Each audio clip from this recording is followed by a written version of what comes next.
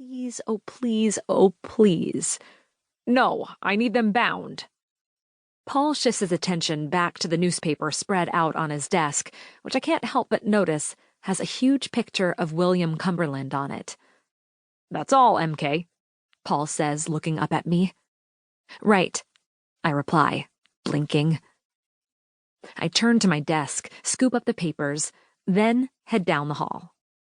As I step into the workroom, I face my nemesis, the binding machine. I give it the evil eye as I begin running the original through the copy machine. This machine is an old piece of crap that sticks, jams, and tears. It takes forever to make a set of bound copies.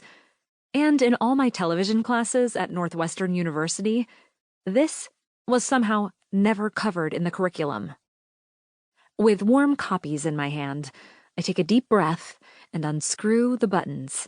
I meticulously line up the copies and begin punching them. But as I go to punch one of the last sets, the lever jams. I jerk it back and forth and hear the paper tearing. Shit! Now the lever won't budge, and I'm pulling as hard as I can. I reach across so both hands are on the lever, and suddenly it jerks open, and the teeth of the machine are grabbing the sleeve of my black cashmere cardigan, snatching it in a death grip. Are you freaking kidding me?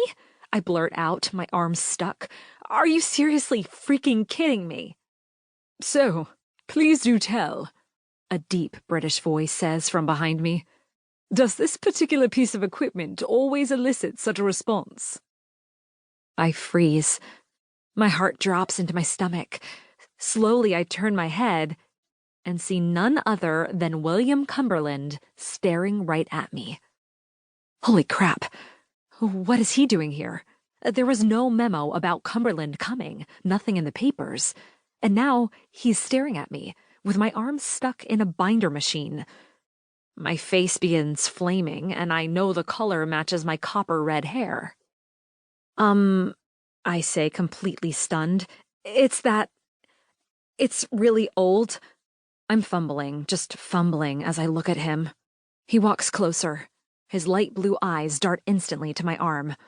Quite a quandary you're in this morning, he says, shifting his eyes back to my face.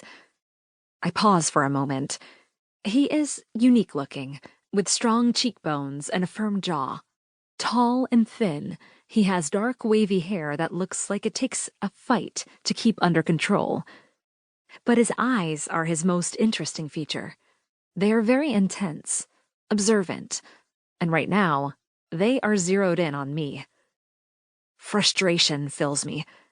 I don't even see why I need to be making bound copies, I blurt out as I try to free my cardigan from the pinchers of death. We should be digital. We should be sending presentations electronically. It's greener anyway.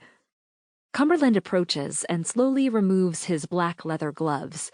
Now he is next to me, and I notice he is wearing a glorious gray cashmere trench coat, and that his cologne smells like pine needles. He wordlessly reaches over, and with a flick of his fingers, removes my now torn sweater.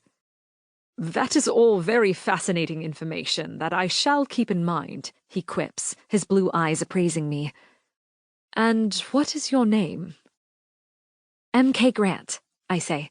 I am the assistant to Paul Metzinger at Tats, and it is an honor to meet you, sir.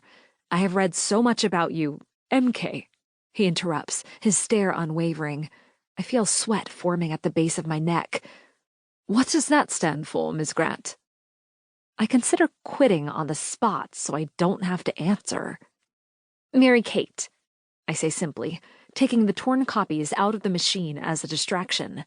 Not Mary Catherine. Oh God, don't make me explain my name. Why does he care? Why? No. I glance up and know instantly he is not going to let this go. I'm named after Mary Kate Olsen, one of the Olsen twins. He says nothing as he loosens the black scarf around his neck. Now I panic and feel like I need to fill the dead air with a more detailed explanation. You know, the Olsen twins played Michelle on Full House, that old sitcom. As soon